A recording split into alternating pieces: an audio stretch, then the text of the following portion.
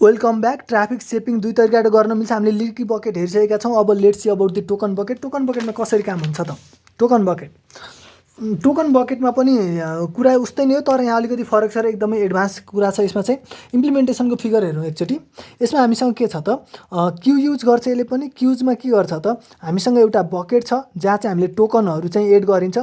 Own token added per tick, हरेक टिकमा यसले टोकनहरू राख्छ र अनि one token removed and discarded per cell transmitted, र योबाट चाहिँ टोकन चाहिँ हटाउने। यदि यहाँबाट एउटा डाटा गयो भने एउटा टोकन बाहिर हटायो, डिस्ट्रोय गर्यो भने जस्तो भयो। त्यही भएर अनि यो बकेटमा टोकन छ भने चाहिँ डाटा पठाउन मिल्यो, छैन भने चाहिँ पहिला टोकन राख्नु पऱ्यो, वेट गर्नु पऱ्यो, त्यो गर्नु पऱ्यो, अनि यसले चाहिँ ट्राफिकलाई सेपिङ गर्ने भयो। ठिक छ।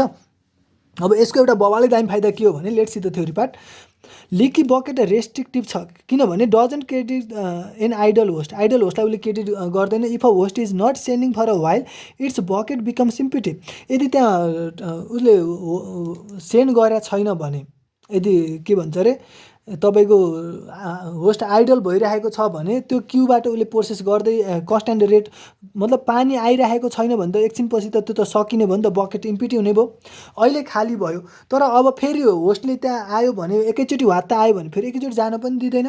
Now if host has bursty data allows only average rate, त्यतिखेर फेरि जान पनि दिँदैन। त्यही भएर त्यो आइडल रहेको जुन यो खाली हुने टाइमको कुरा चाहिँ यसले केही पनि युटिलाइजै गरेन। The time when the host is idle is not taken into account, कुनै पनि युटिलाइज नै गरिएन। भनेपछि टोकन बकेटले अब के गर्छ त त्यस्तो? Token bucket allows idle host to accumulate credit for the future in the form of tokens. मतलब यसले के गर्छ त, टोकन बकेटले यदि होस्ट आइडल छ अहिले भने उसले अब आफ्नो भविष्यको लागि उसले टोकनहरू एकुमुलेट गर्न दिन्छ, ताकि त्यो चाहिँ उसले एकैचोटिमा युज गर्न सकोस्। For each tick of the clock system sends n tokens to the bucket.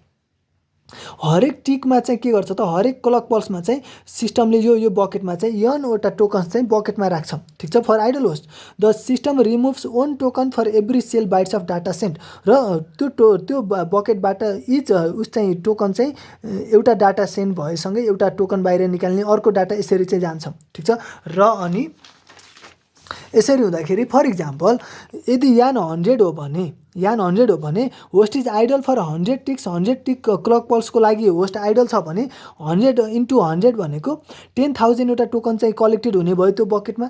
Now host can consume all this tokens in one tick with 10,000 cells. अब यो 10,000 एउटा बकेटमा टोकन छ नि त, यो टोकन अब कस्तो छ भने यस्तो गर्न मिल्छ।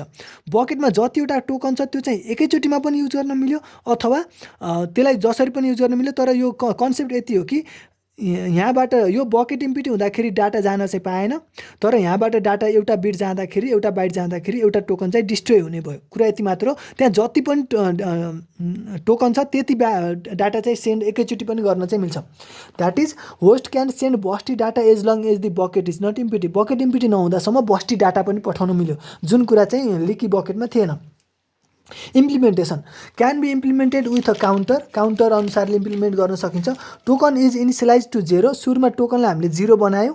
अब each time token is added counter is incremented by 1। अब हामीले के गर्यौँ त, टोकनलाई सुरुमा 0बाट इनिसियलाइज गराएर हामीले काउन्टरले इम्प्लिमेन्ट गर्न ट्राई गऱ्यौँ भने इच टाइम त्यहाँ चाहिँ अब के गर्यो त, अब टोकन एड बकेटमा एड हुँदाखेरि हामीले काउन्टरलाई इन्क्रिमेन्ट गऱ्यौँ, इन्क्रिमेन्ट बाई 1। र each time a unit of data send हुँदाखेरि के हुने भयो त, डाटा सेन्ड हुँदाखेरि यो टोकनलाई चाहिँ डिस्कार्ड गर्नु पऱ्यो, हटाउनु पऱ्यो, डिस्ट्रोय गर्नु पऱ्यो। त्यो मतलब काउन्टरलाई हामीले अघि बढाएका थियौँ भने अब घटाउनु पऱ्यो।